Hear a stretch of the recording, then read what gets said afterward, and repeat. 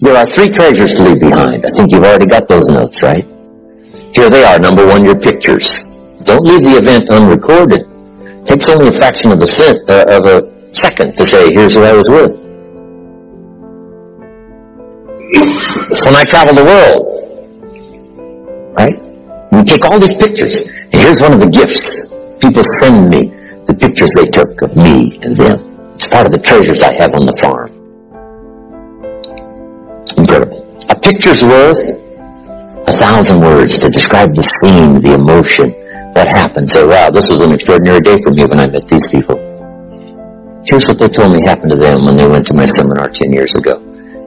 Wow, the drama comes back if you've taken the pictures. It's one of the treasures to leave behind when you go. Remember the old photographs that we have now of, 100 years ago, 70, 80 years ago, just a few photographs?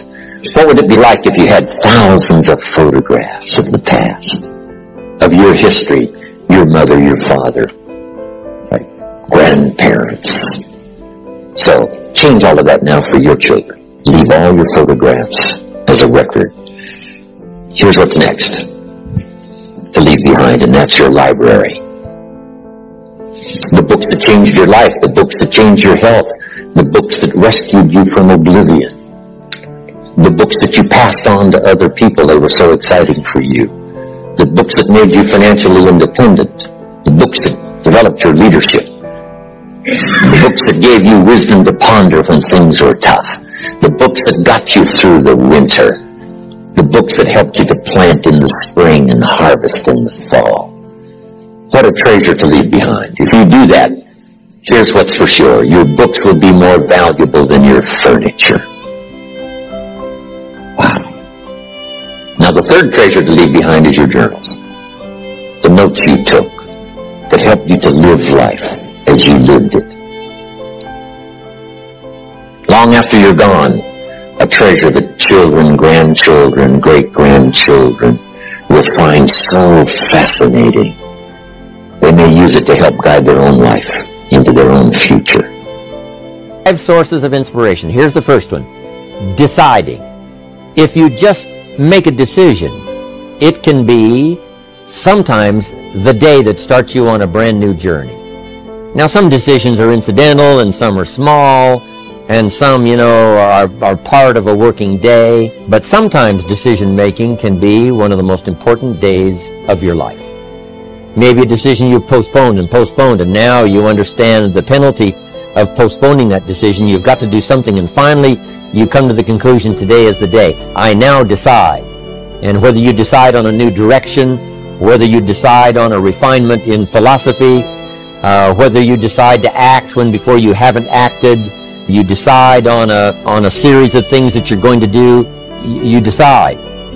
Deciding can be such an incredibly important, very exciting, inspirational day. Also, deciding sometimes starts the process of lifting our self-esteem. Sometimes when you look back on it, the day that you decided was just about as exciting as the day when you finally accomplished the project. That when you finally made the decision, you finally got the monkey off your back. You finally, got through whatever barriers kept you from making that decision, and finally you made a decision.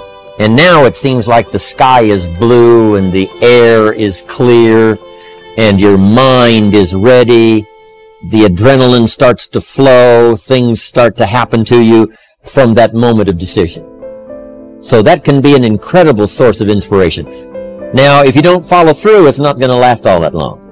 If you decide and then, postpone and you decide but you still don't get to it for a week or a month or a year, soon all that energy and that source of inspiration is all dissipated. So deciding is inspiring, but not for that long. But once you decide, it can be a very powerful day. But now, of course, you must follow through. If there's some things you've been postponing, some decisions you have just, haven't gotten to, I would ask you to just, take out your journal and just go through, what have I been postponing that's not going to be better for my health? It's not going to be better for my future. It's not going to enhance my finances. Maybe a problem needs to be solved. I got to decide when I'm going to do it and how I'm going to proceed. I need to get to it. I promise you, if you'll go through some of that list and start making those decisions, your inspiration will start to flow, and those could be very critically important, exciting days. Indecision is the thief of opportunity. Indecision means the door is still closed. Indecision means the opportunity waits. Indecision means what could be is postponed or may never be. Those are all the penalties of indecision. And sometimes we can't make a snap judgment. We can't decide immediately on something so important. But after a while, we must understand sometimes the heavy penalty of putting off our decision making. So, one source of inspiration, deciding. Here's the next one, planning. Now that you've decided and you start making plans, it's incredible what can happen as a source of inspiration. When finally what's in your head, what's in your imagination, now finally starts to take shape on paper. Starting to make those plans, I'm telling you, I remember those days as if they were yesterday. They were so exciting. I had a concept of what I wanted. I had a dream of what could happen for me. If it could happen for others, maybe it could happen for me. But when I started putting it on paper and started making the plans, that was an incredible source of inspiration for me. Because the plans seemed to now start making it real.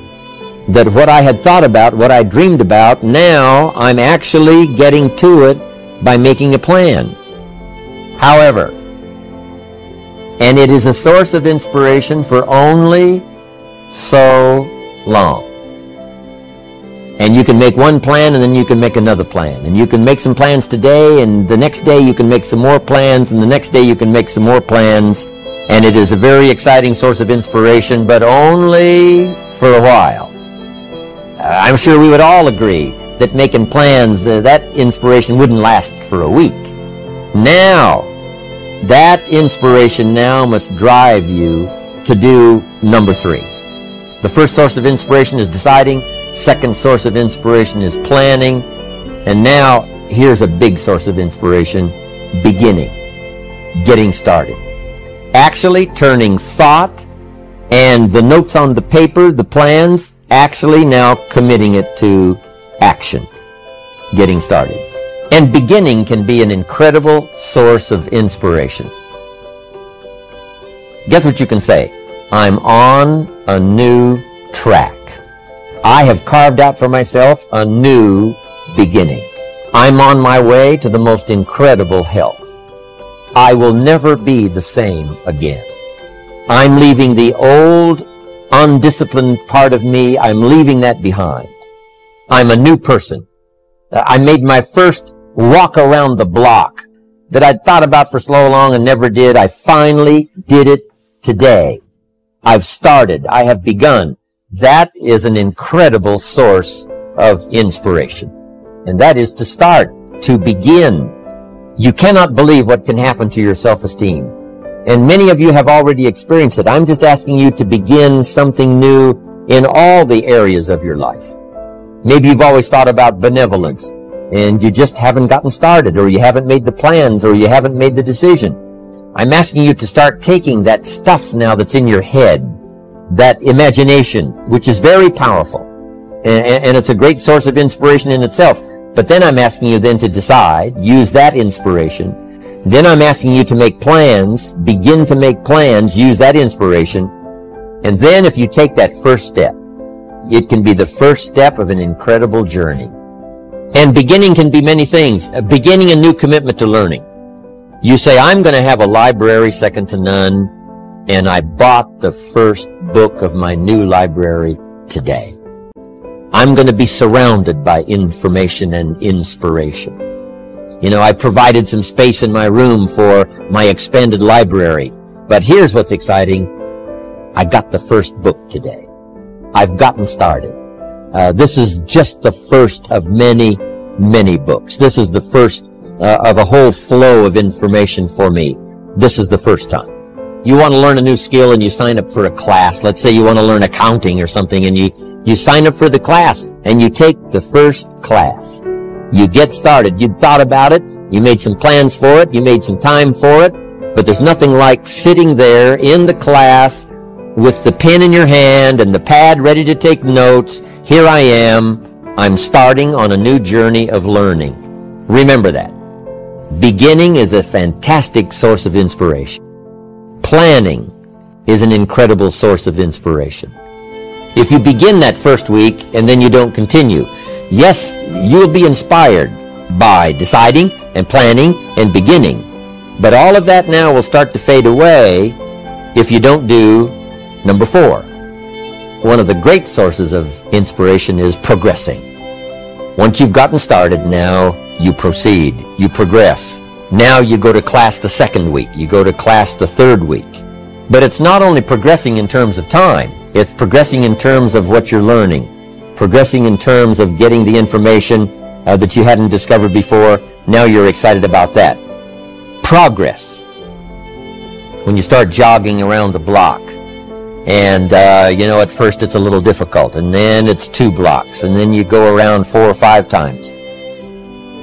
You notice when you go up a flight of stairs, you're not out of breath, and it suddenly occurs to you, in a fairly short period of time, you're making progress.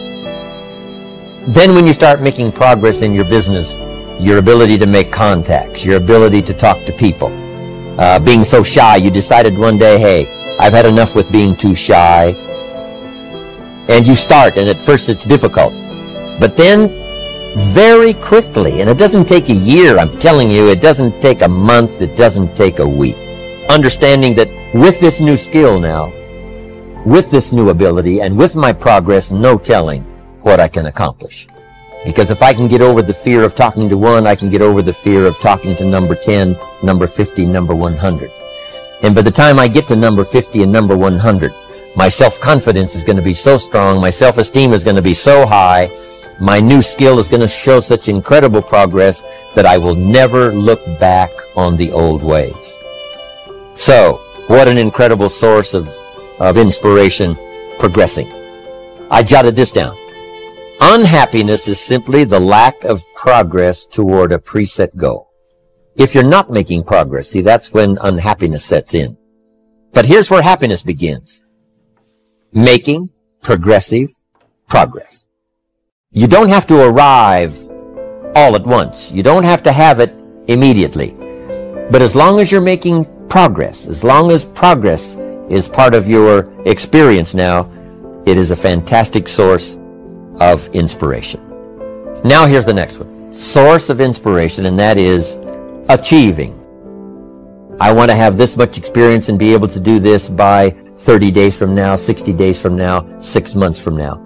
And finally, that 6 months passes, and there you are. Finally, the time passes, and you have it. Finally, the time passes, and the skill is now beginning to be polished, and it is so unique and effective. Achieving is an incredible source of inspiration.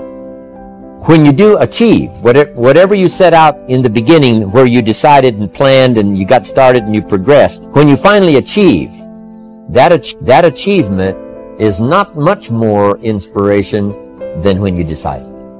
It's a different kind of inspiration. It's a different kind of feeling to having arrived. Knowing that you've got many other objectives to accomplish, many other places you want to go, things you want to do, the person you want to become. But at least I've got this one. I've done this one. It would be the greatest feeling in the world.